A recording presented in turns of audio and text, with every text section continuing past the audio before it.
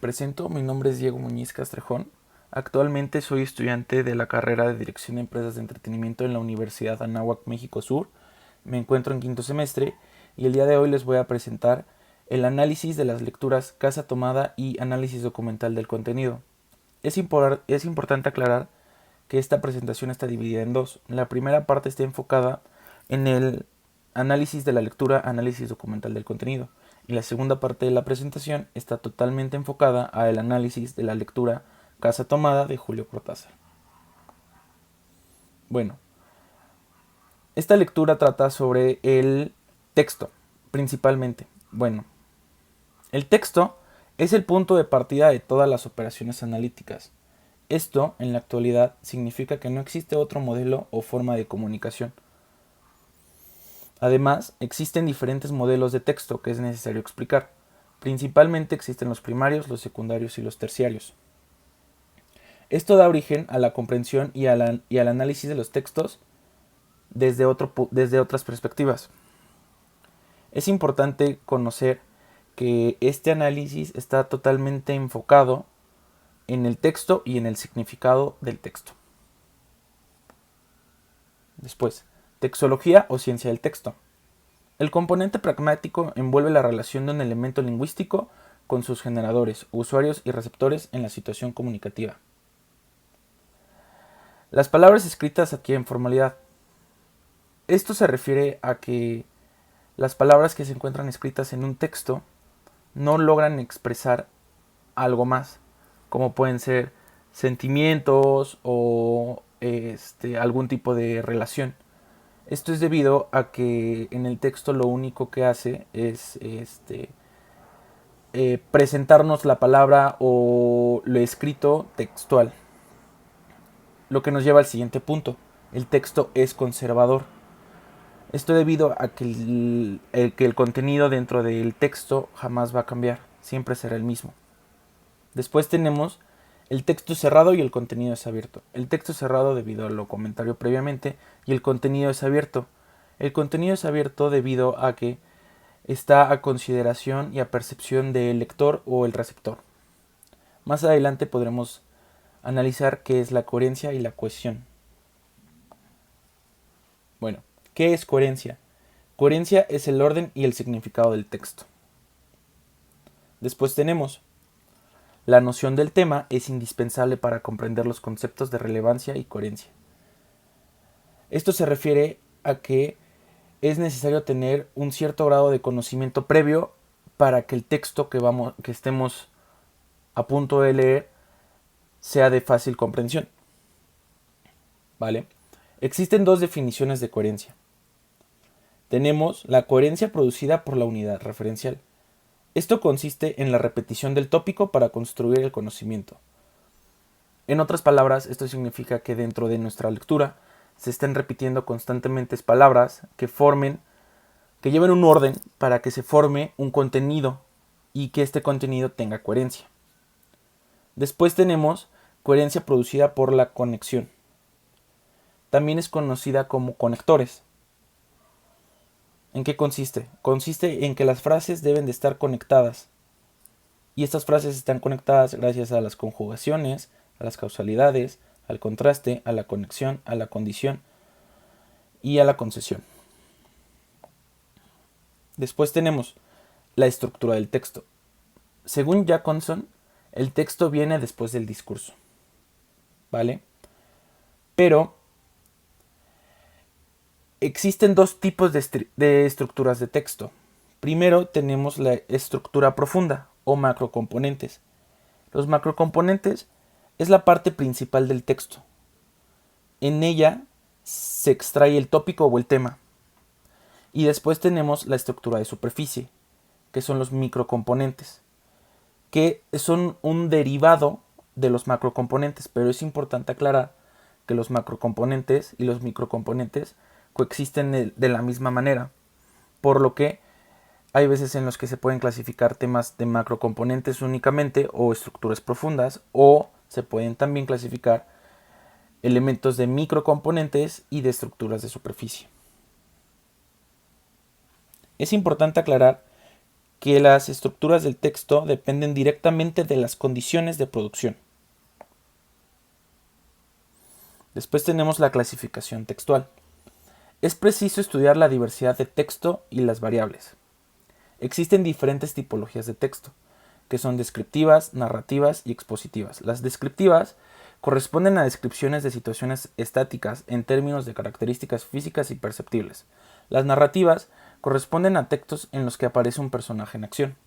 Expositivos corresponden a objetos abstractos en los que se busca explicar y estudiar. Además, existen 3 niveles, los cuales son macronivel, nivel intermedio y micronivel. En el macronivel encontramos las ideas principales del texto. En el nivel intermedio podemos encontrar ideas derivadas del macronivel o ideas secundarias. Y el micronivel nos ayuda para encontrar detalles específicos de los puntos anteriores del macronivel y el nivel intermedio. Después, función textual y función dominante. ¿Qué es la función textual?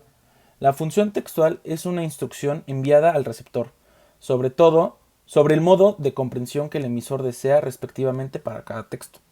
Después, ¿qué es la función dominante? La función dominante hace que los textos se agrupen en una clase u otra.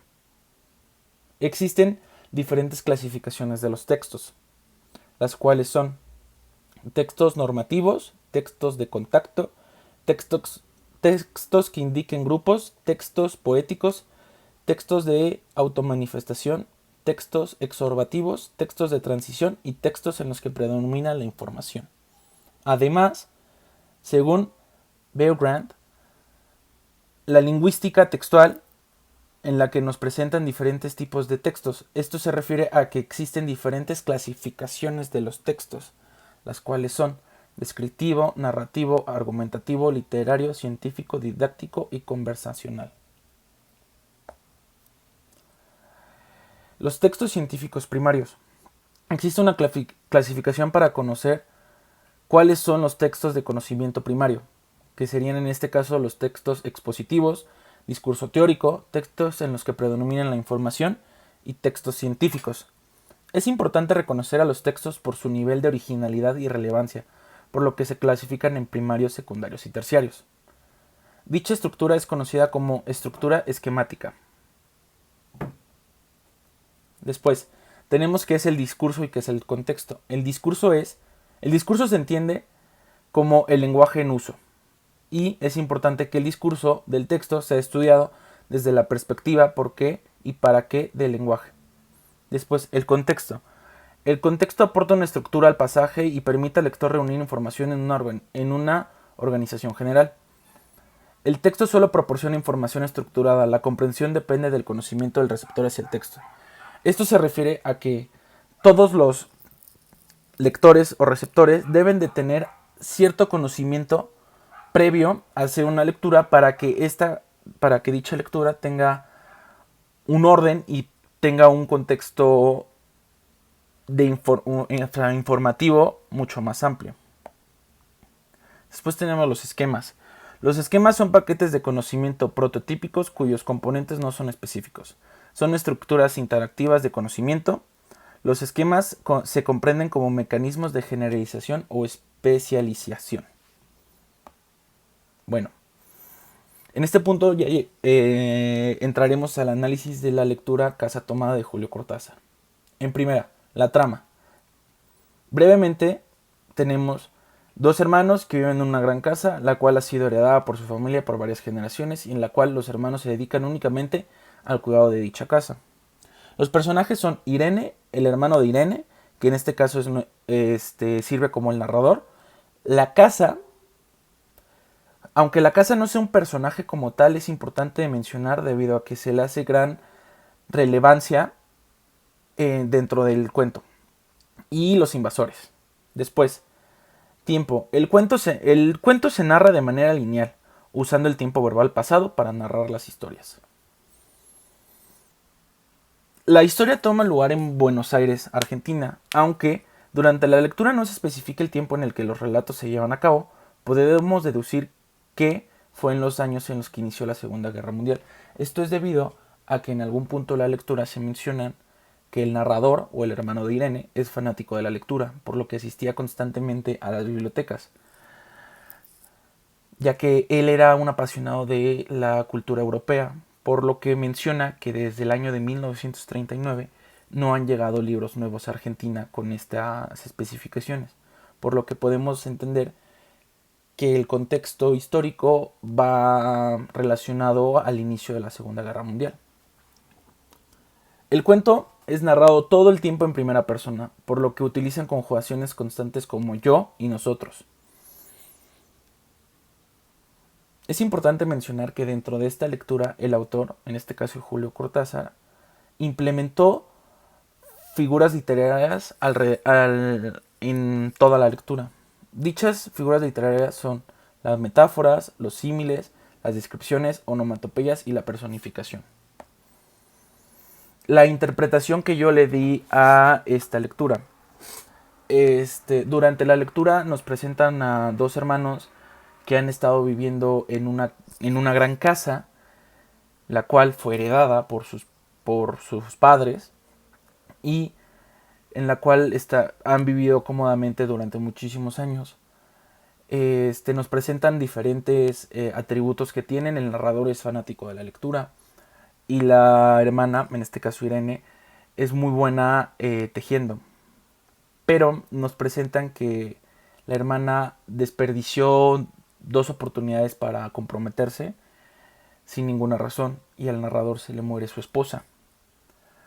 Por lo que viven cómodamente y ya sin ninguna preocupación dentro de esta casa, y nos plantean que poco a poco los invasores, debido al gran tamaño de la casa, fueron sacando a esta gente a estos dos hermanos dentro de su casa. Por lo que, debido a la narración del cuento y dada la información que nos ofrecen sobre el contexto de los personajes y la ambientación, es probable que este cuento busque plantear el camino de nuestros personajes hacia una nueva vida, debido a que se encontraban encerrados y amarrados a recuerdos y a costumbres que no los dejaban avanzar. Los invasores pueden representar la obligación de crecimiento y de superación. Eso sería todo, les agradezco mucho.